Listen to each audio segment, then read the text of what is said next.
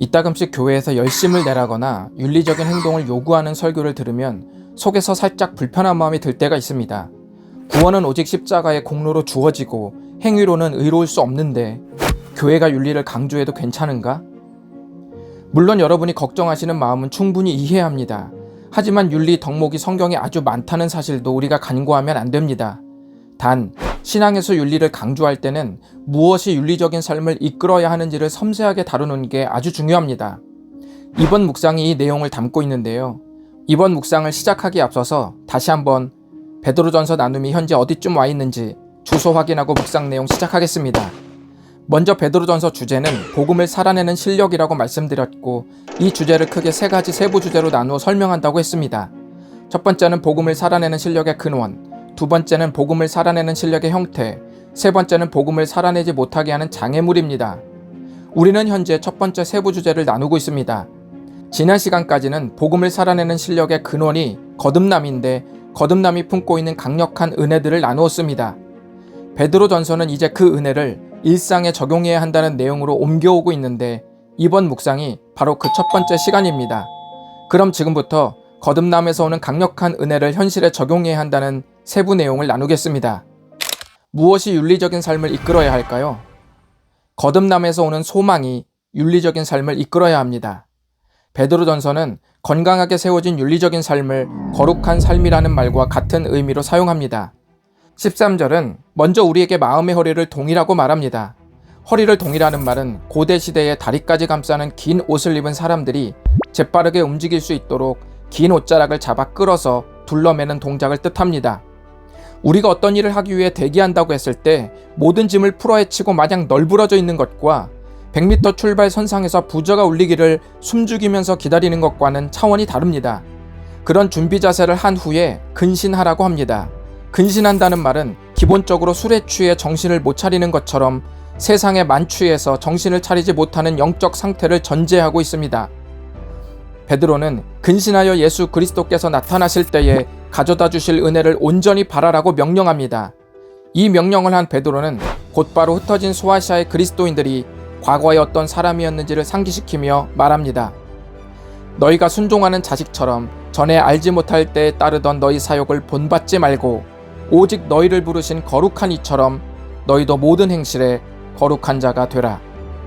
14절은 하나님의 자녀를 순종하는 자식이라고 바꿔 불렀습니다. 왜냐하면 순종하는 삶이 그리스도인을 특징짓는 모습이기 때문입니다. 보십시오. 베드로전서 말씀이 행동에 무게를 싣고 있는 느낌이 드시죠? 베드로는 계속해서 이전에 그리스도인들이 사욕을 본받던 사람들이라고 말했습니다. 사욕은 긍정적인 의미에서 갈망으로도 쓰일 수 있고 부정적인 의미에서 욕망으로 사용될 수도 있습니다. 이 구절이 알려주는 중요한 사실은 우리가 품고 있는 갈망이나 욕망이 우리의 됨됨이를 만들어간다는 것입니다. 사욕이 우리의 됨됨이를 만들어갈 수 있다면 반대로 허리를 동이고 정신을 차려서 말세에 임할 은혜를 사모하면서 순종한다면 그 순종을 통해서 우리의 모습이 만들어져 간다고도 볼 수 있습니다. 그럼 여기서 우리의 윤리적인 행동을 이끄는 것이 무엇일까요? 윤리적인 행동은 잘하라고 다그치거나 잘해야겠다는 결심에서 나오는 게 아닙니다. 우리에게 임할 은혜를 주실 분은 한마디로 거룩하신 하나님 아버지이십니다.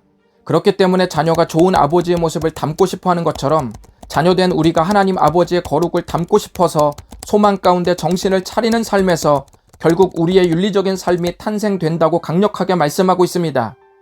여러분, 이번 묵상 말씀은 거듭난 자의 삶을 느슨하게 묘사하지 않습니다. 이따금씩 우리는 어떻습니까? 이미 받은 구원에 상당히 안주하는 경향이 있지는 않습니까?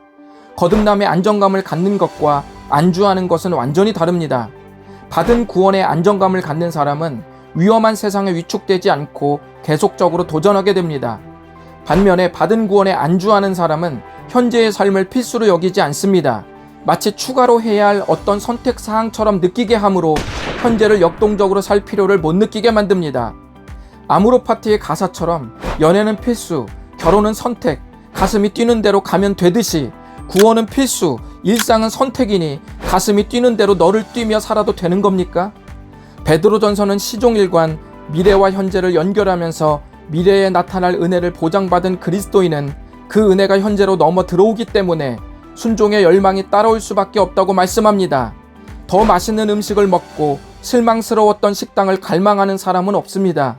새로운 식당으로 발길을 옮기고 그것을 먹게 되죠. 구원은 받았으니 현재를 느슨히 살고 싶어하는 사람은 마치 제일 맛있는 식당을 다녀온 후에 이후부터 예전 맛없는 식당에 계속 가는 사람과 같습니다.